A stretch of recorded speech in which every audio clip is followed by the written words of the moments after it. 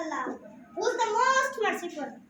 Honorable Headmaster, respectable teachers, and my dear fellows, Assalamu alaikum. I'm Abdul Asif from class 4. Today, the topic of my speech is Pakistan Day. I am very happy to have the opportunity to express my thoughts on this special occasion of Pakistan Day. Respected sir, 23rd March is a day to remember the struggles undertaken by the Muslim leaders of the subcontinent.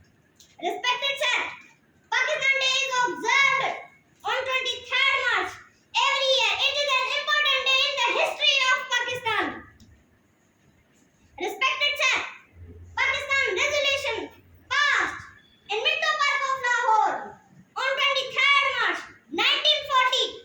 After the Pakistan resolution was passed, Qaid-e-Azam Muhammad Ali Jinnah became the most important leader of the subcontinent and gave Muslims a desirable and reachable goal, the creation of Pakistan. It released in the fire of independence in the hearts of the Muslims. Alhamdulillah.